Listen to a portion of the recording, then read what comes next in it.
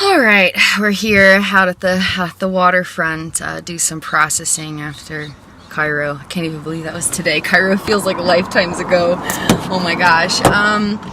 So we're gonna get pretty personal here, and we might talk about some triggering stuff, so stay tuned at your own discretion, please. So our youngest Ocean has been coming out more. She's around age 4, we're guessing, just from the clues we have so far, which have been surfacing for 1 year now. We started to understand that Ocean existed almost a year ago.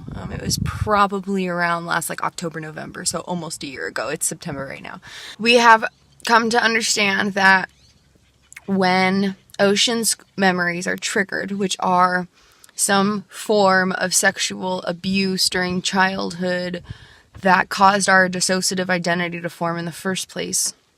We don't know what it is, and it's important to keep in mind that trauma is perceived differently during developmental years than it would be during adult years, and so it might not even be some obvious thing like being molested. It might be something less obvious that would still be perceived as trauma to a 4-year-old. So we're trying to keep that in mind and trying not to make any assumptions moving forward as memories surface, because I want whatever happens to be organic and not influenced by my own biases. And so I'm working very hard to learn about how everything develops and keep an objective mind as things surface. I was always afraid to do this kind of work with a therapist because I never wanted it to feel like they were memories that I felt like the therapist made up to try to connect the dots. And so I'm trying to make sure not to make any of those same mistakes while I do this individual therapy work on my own. And so I'm working to process 20 years of various traumas by myself, and we're actually making fantastic progress, considering several years with therapists ended up doing much worse things. Instead of processing things, we got more trauma. And so we're now going back and trying to remedy what 50 plus mental health professionals could not aid with. And in the process of doing that, we are creating Healing Journey Homeschool, which will hopefully allow us to help other people do similar type therapy work that we've been able to creatively come up with on our own in the last year. That's made stupendous progress as we learn to successfully live with dissociative identity disorder, meaning embracing multiplicity. So as Ocean's memories surface, it is some form of body memories that have to do with something sexual. And Ocean is a submit part of consciousness, which is correlated with the parasympathetic nervous system. And so when we're experiencing these memories surface, what happens is Zina, our flight part, who's been around since probably middle school, she comes forward to help cope with this. And what we've come to understand about Zina is that the way that her neural pathways have developed,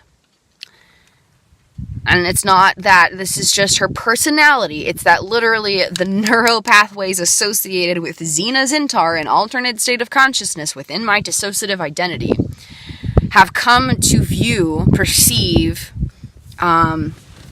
take in negative stimuli as positive stimuli. And so this was an adaptive thing when going through some form of childhood sexual trauma, but it has become maladaptive. And so Zina has always struggled with promiscuity and has always struggled with unconventional forms of self-harm, like drinking on an empty stomach kind of stuff, like the list goes on, but that's one good example where we're just not eating and instead we're responding to our substance cravings. And so it's kind of like this double whammy of not feeding our bodies and feeding our bodies something harmful.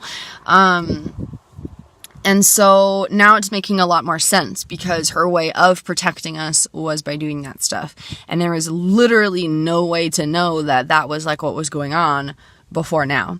And so now that we're understanding neurobiology and how it all ties together and how parts kind of help each other and how, neurodevelopmental stuff affects things and how trauma affects things and how the body keeps the score with trauma, and all these things we're learning are helping us put things into perspective. And so we are now able to make different choices and make healthier choices, but we will be mourning many years of harmful choices that genuinely felt like the right thing to do at the time. And so lots of learning, but so example, this morning, Ocean's memories were surfacing as we were in a kind of a half awake, half